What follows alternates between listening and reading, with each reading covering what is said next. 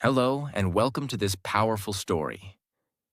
Today, we are going to talk about a woman the world still remembers, even 60 years after her death. A woman who had beauty, fame, and millions of fans, but also pain, loneliness, and a heart that was breaking quietly every day. This is not just the story of a Hollywood actress. This is the story of a small girl named Norma Jean, who became the world's most famous woman. Marilyn Monroe. But behind her smile, behind her beauty, was a life full of sadness, heartbreak, secrets, and silent tears. This is the story of how a little girl with no father, no home, and no love became the icon of beauty and died too young, still searching for love. This story will not only touch your heart, it will also improve your English language. You will learn new words, emotions, sentence structure, and how to listen and understand real storytelling in simple English. So enjoy the story and grow your English every day. Let's start from the very beginning, the part no one talks about. Marilyn Monroe was not born Marilyn. Her real name was Norma Jean Mortensen. She was born on June 1, 1926 in Los Angeles, California. Her mother's name was Gladys Pearl Baker. Her father? She never knew him. Gladys wrote the name Edward Mortensen on her birth certificate, but he was not the real father. The real man was someone else, a man named Charles Stanley Gifford, but he never accepted her. He left, disappeared, never looked back. Norma Jean was born already rejected by the man who should have protected her. Her mother, Gladys, worked as a film cutter in Hollywood, but she had a terrible problem. She was mentally ill. Sometimes Gladys smiled and talked with her daughter, but other times she screamed, cried, or stared into nothing. She had paranoid schizophrenia, a serious brain illness.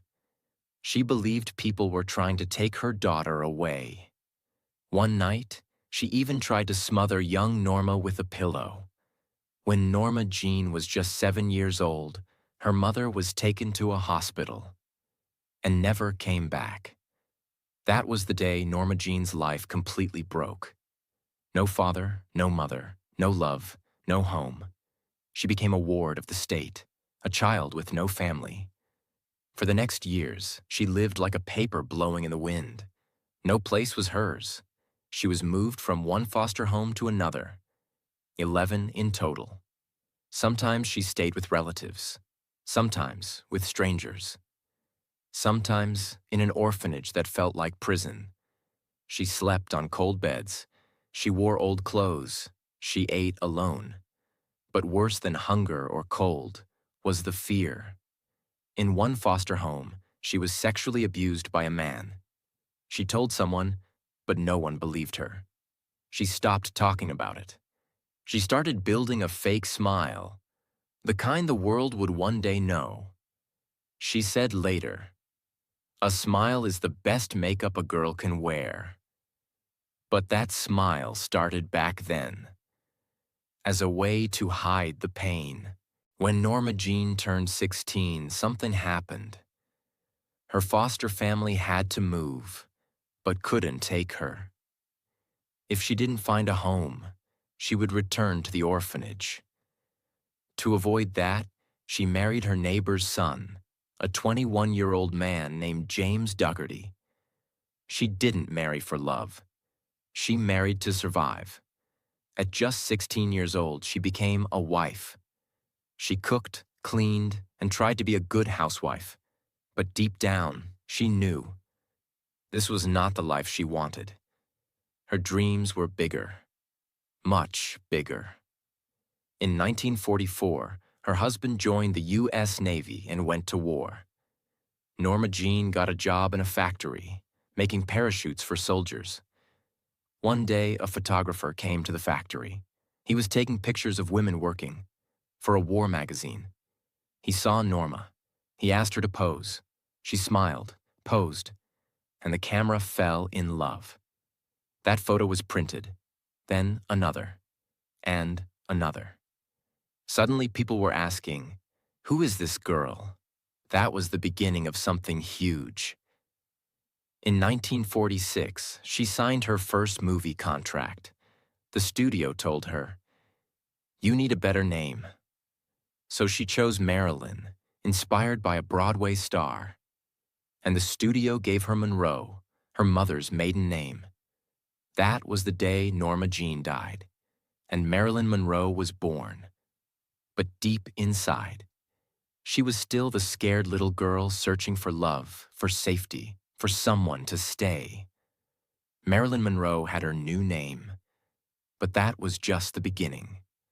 She was no longer Norma Jean, the girl who cleaned houses and cried in the dark. Now she had to become Marilyn, the woman the world wanted to look at, desire, and dream about. But the world didn't make it easy. When she signed with 20th Century Fox in 1946, she was full of hope.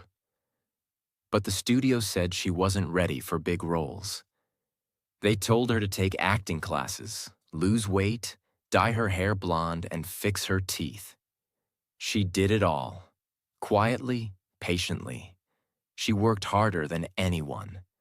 She watched other actresses on screen and practiced every expression. She studied how to walk, how to talk, how to make people watch her. And slowly, they did. But she didn't get big roles, not yet. In the beginning, she played small parts: the pretty girl, the dumb blonde, the background beauty. In 1949, before she became a star, she had no money. She was behind on rent, she was hungry, she had no husband, no family, no safety net. So she did something bold. She posed nude for a calendar photo, lying on red velvet with nothing on her body. She used a fake name and took the money, $50, just to survive. Later, when she became famous, people found out. The media expected her to be ashamed. But Marilyn didn't lie. She simply said, "I was hungry. What could I do?" And the world, they didn't judge her. They loved her even more. She became the symbol of courage, honesty, and raw beauty. She didn't hide her past. She turned it into power. Her real rise came in 1950 to 1953. She appeared in movies like The Asphalt Jungle, 1950, All About Eve, 1950, Niagara, 1953, Gentlemen Prefer Blondes, 1953, How to Marry a Millionaire, 1953. In these films, Marilyn wasn't just a pretty face. She was funny, charming, and glowing on screen. Audiences around the world fell in love with her. One scene made her unforgettable, singing "Diamonds Are a Girl's Best Friend" in a pink dress, surrounded by men in tuxedos. That became one of the most iconic moments in film history. In 1954, Marilyn married again, this time to Joe DiMaggio, a baseball legend. He was strong, silent, and deeply in love with her. But their love was full of trouble. Joe didn't like how men looked at Marilyn. He hated the sexy dresses, the camera flashes, the public attention. One day, while filming the movie The 7-Year Itch, Marilyn stood over a subway grate, and her white dress blew up in the air, a now iconic image. Thousands of men watched and cheered. Joe DiMaggio was furious. That night, he hit her. She cried. He apologized. But just 9 months after their wedding, Marilyn filed for divorce. She said the marriage was full of emotional cruelty. Joe loved her, but couldn't accept who she was. Marilyn wanted to shine. He wanted her to hide. Marilyn was tired of being called a dumb blonde. People loved her body, her smile, her voice. But they didn't see her mind, her dreams, or her pain. She once said, People had a habit of looking at me as if I were some kind of mirror. They didn't see me. They only saw themselves. She started reading serious books: psychology, poetry, philosophy. She wrote in journals every day: deep thoughts, fears, dreams. She began working with famous acting coach Lee Strasberg in New York. She joined the actor's studio, where serious actors trained. She wanted to be respected, not just loved. In 1956, she married again, this time to Arthur Miller, a brilliant playwright. He was the author of Death of a Salesman and other famous plays. Marilyn hoped this marriage would be different. Arthur was smart, kind, calm. He saw her as more than a sex symbol. They moved to New York. She tried to become a serious actress, and in 1956 starred in Bus Stop, where critics praised her performance. She started her own production company, Marilyn Monroe Productions. A bold move in a male-dominated world. But the marriage with Arthur Miller slowly fell apart too. She read his diary once and saw that he had written, "I married her, but I am disappointed." That broke her heart. She never truly recovered from those words. As the years passed, Marilyn became more fragile. She had insomnia, couldn't sleep without pills. She had panic attacks before filming. She was often late, scared, exhausted. She suffered several miscarriages. She wanted a baby so badly, but her body couldn't hold one. Each miscarriage left her more broken inside. She took more pills, for sleep, for nerves, for pain. She started drinking more. She was late to sets. She forgot lines. Directors became angry. Studios started losing faith. She was drowning, quietly. During this time, Marilyn was rumored to have affairs with many powerful men. The most famous? President John F. Kennedy. She sang "Happy Birthday, Mr. President" in 1962, wearing a skin-tight dress in front of thousands. The world was shocked. The rumors exploded. Was she his lover? Was it true? She never confirmed it. But the smile she gave him that night told the world. Something had happened. Later, people whispered that she also had an affair with JFK's brother, Robert Kennedy. Some say she knew too much. Some say she was silenced. But what we do know is this. Behind the fame, Marilyn was deeply alone. In her last interviews, she often said things like, "Fame doesn't fulfill you. It warms you a bit, but that warmth is temporary." In 1962, Marilyn Monroe was still a global superstar. She was rich. She was famous. But she was also deeply broken on the inside. She was 36 years old, young by today's standards. But she had already lived through a lifetime of pain. Behind the camera flashes, red carpets, and diamonds, she was falling apart. That year, she was cast in a new film called Something's Got to Give. It was supposed to be her big comeback, a fresh chapter in her career. The studio, 20th Century Fox, had high hopes. But Marilyn was not well. She would often come late to the set, or not at all. Sometimes she arrived, stood quietly, then disappeared without filming. She had no energy, no sleep, and no peace in her heart. She was dealing with pneumonia, a sinus infection, and deep emotional exhaustion. But the media didn't care. They said she was difficult, unprofessional, lazy. She wasn't lazy. She was hurting. Still, when she did show up, she gave magic. She filmed a famous scene in a swimming pool, wearing nothing at all, smiling at the camera like a goddess. It became one of her most iconic moments, even though the film was never finished. In May 1962, after too many delays, the studio did something shocking. They fired Marilyn Monroe. Fired the most famous woman in the world. The media laughed. People said, "She's finished." Others said she was crazy, addicted, and unreliable. But then, just weeks later, the studio changed its mind. They realized no one could replace her. The fans still loved her, so they begged her to come back. They even gave her a raise. She had won, but she wasn't celebrating. Inside, she felt exhausted, confused, and trapped between two worlds. The world of Marilyn, the fantasy, and the world of Norma Jean, the broken girl. That summer, Marilyn's life went out of control. She had fired her longtime publicist and changed therapists. She was cutting people out of her life, one by one, even those who truly cared. She was mixing sleeping pills, anti-anxiety drugs, and alcohol. A dangerous combination. But she couldn't stop. She couldn't sleep. She cried alone. She wrote sad things in her notebooks, thoughts about worthlessness, emptiness, and death. She missed her ex-husband, Joe DiMaggio. They had started speaking again. He still loved her. He wanted to protect her.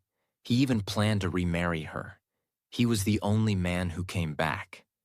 But Marilyn was slipping away. That Saturday seemed quiet.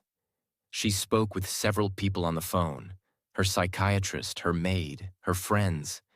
She seemed okay, maybe even cheerful. But then night came.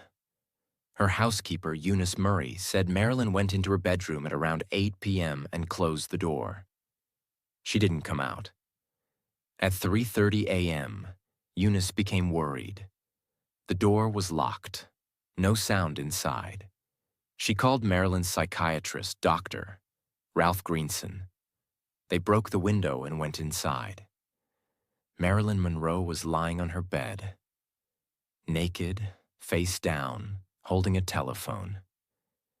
Beside her bed were empty pill bottles. Too many. She was already cold. The most famous woman in the world was gone. The official cause of death was listed as probable suicide due to barbiturate overdose. She had taken too many sleeping pills, no signs of violence, no notes. But to this day, many believe it wasn't that simple. Some say it was an accident, that she didn't want to die, just sleep. Others say it was murder. Here are the most powerful theories. 1. The Kennedy connection. She knew too much. She was calling the White House too often. Some believe government agents silenced her. 2. The mafia theory. She had connections to powerful men. Maybe she was used and became dangerous. 3. The psychiatrist involvement. Her doctor gave her too many pills. He was trying to control her, and it went too far. But the truth? No one really knows. What we know is this. She died alone, with the phone in her hand. Maybe calling for help, maybe saying goodbye. After her death, Joe DiMaggio took care of everything. He arranged her funeral. He didn't let any Hollywood people attend. No actors, no studio bosses, no fakes, just family and close friends. For the next 20 years, Joe sent fresh roses to her grave 3 times a week. He never married again. He never forgot her. In the end, the man who couldn't handle her fame was the only one who stayed loyal until the end. After her death, people found her personal journals and notes.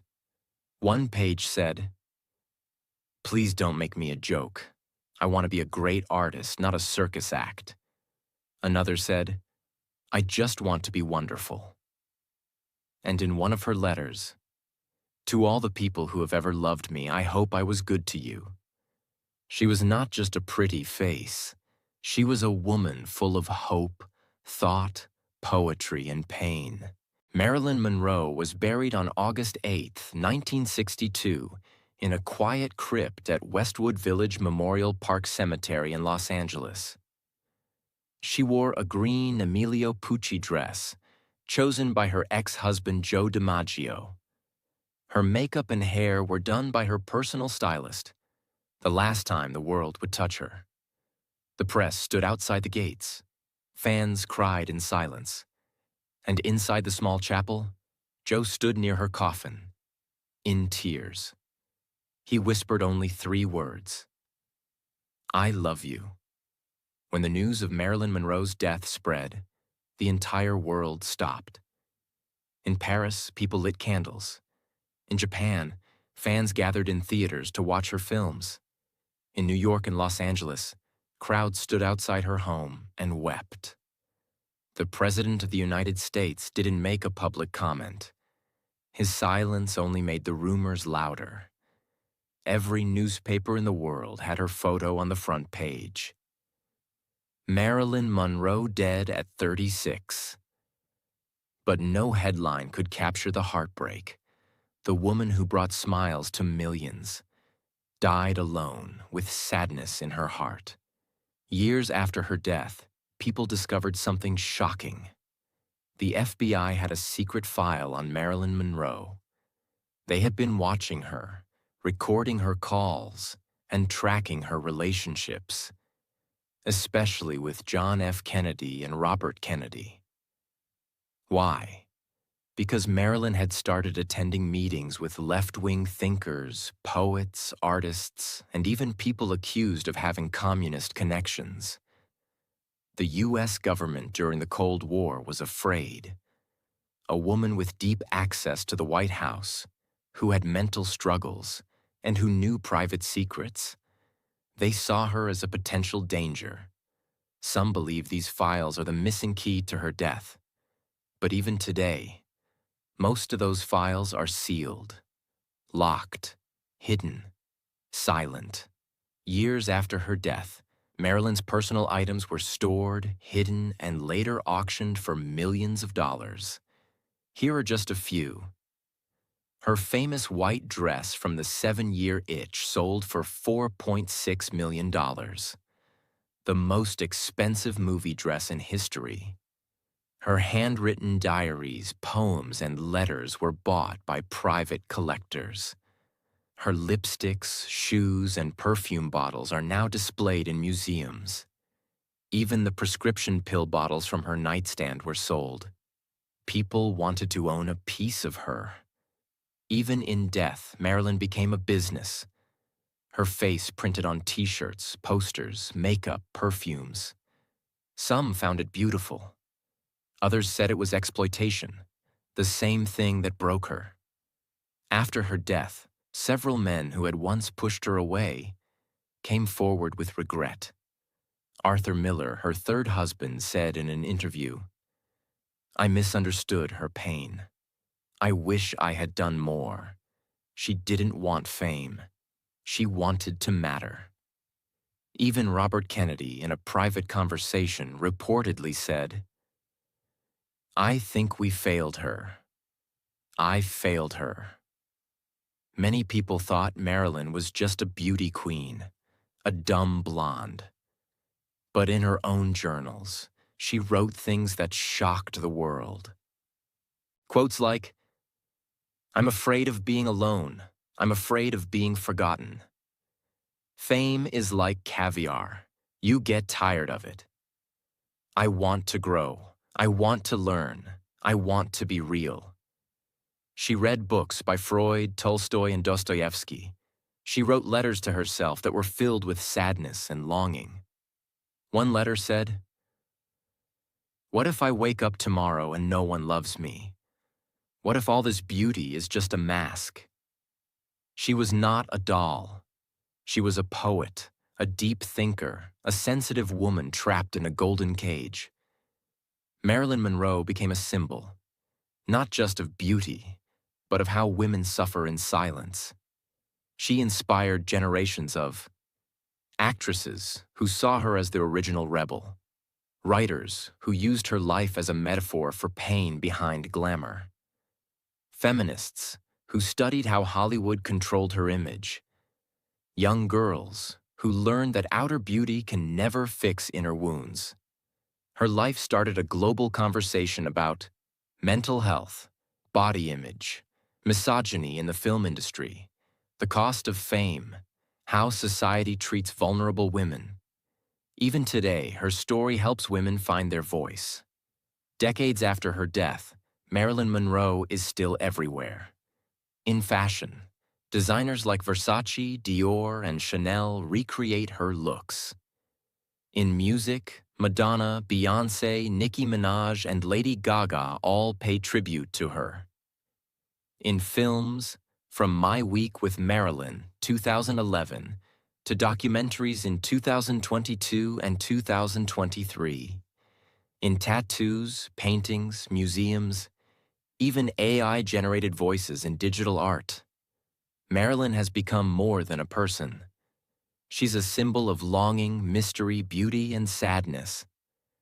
Everyone talks about her body, her smile, her films. But do you know what Marilyn truly wanted? She once said, "I don't want to be rich. I want to be loved, truly loved. I want a baby. I want to sing lullabies. I want peace." She dreamed of a quiet home, a baby's cry, a hand to hold at night. She didn't want diamonds. She didn't want crowds. She just wanted to feel safe. In one of her final notes, she wrote, "I hope people don't just remember my body. I hope they remember my heart." And the world answered her. We didn't forget. We still talk about her. We still cry for her. We still wish someone had saved her.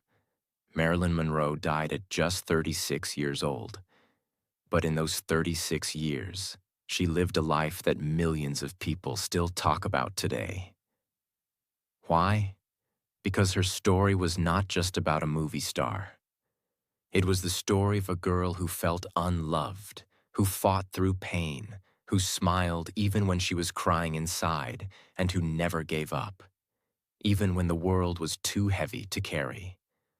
She left this world long ago, but her life still speaks.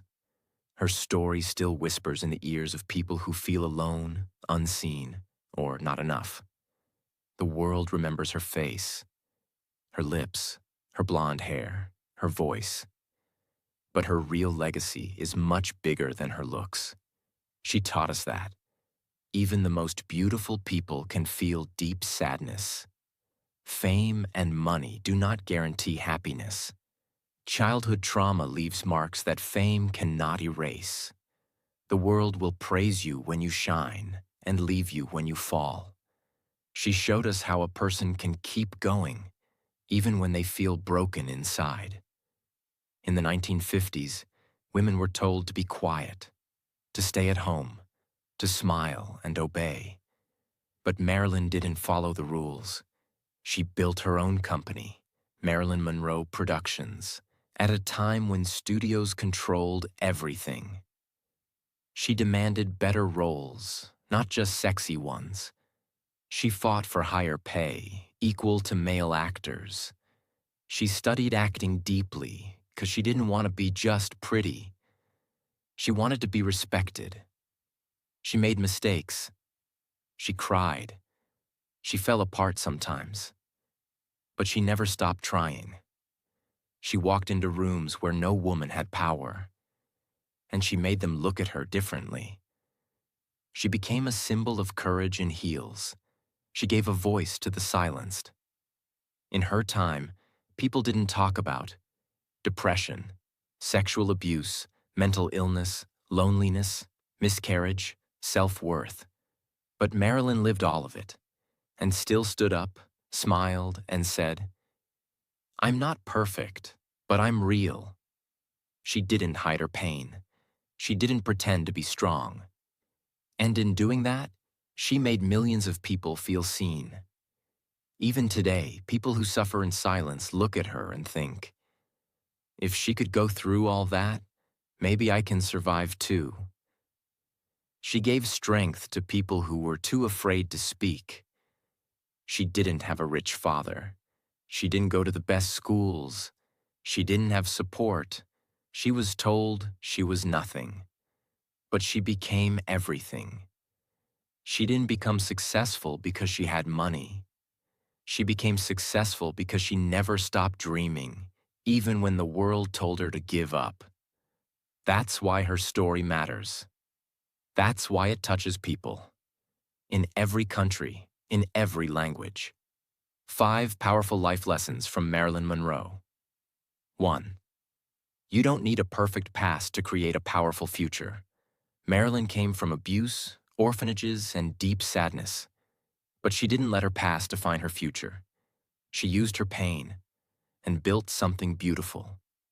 Lesson: your past is not your prison. It can become your power. 2. Fame and money can't replace love and peace. She had beauty. She had wealth. She had fans. But her heart was still searching for something real. Lesson: don't chase the spotlight. Chase peace. Chase truth. Chase people who stay. 3. Don't be afraid to demand respect, even if they call you difficult. She said no. She asked for better roles. She refused to be treated like an object. And they called her hard to work with. But later, they respected her. Lesson: speak up, even if your voice shakes, even if they hate you for it. Your worth is not up for debate. 4. Healing is hard, and it's okay to fall sometimes. She wasn't always strong. She cried, she broke down, she made mistakes, but she kept trying.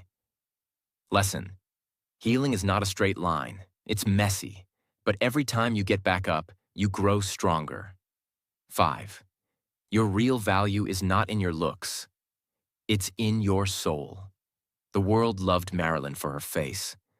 But today, people love her more for her depth, her thoughts, her heart, her truth.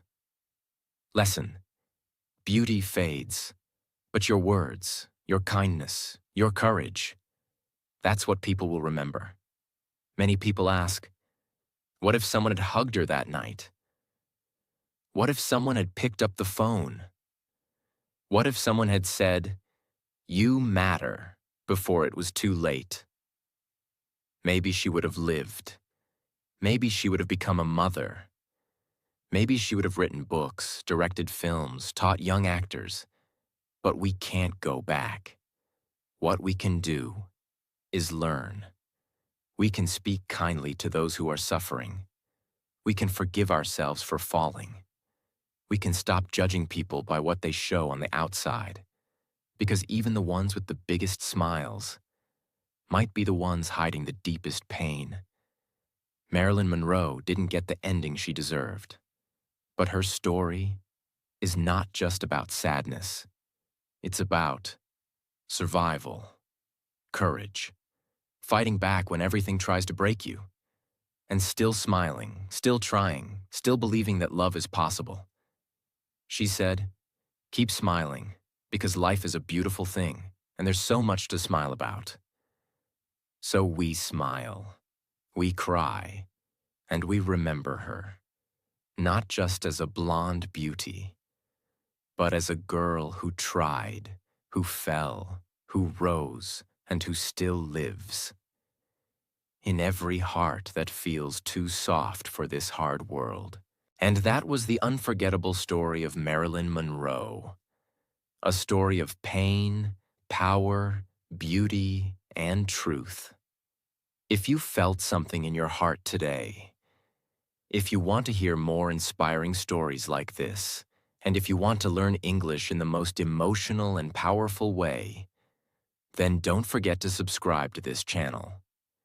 Every day, we bring you stories that teach you English, and also teach you life. Stories that make you think, feel, and grow. This is not just a channel. This is your place to learn, to improve, and to feel stronger every day. So hit that subscribe button and join me again tomorrow for another powerful story, another lesson, and another step toward becoming the best version of yourself. Thank you for watching. See you tomorrow. Bye.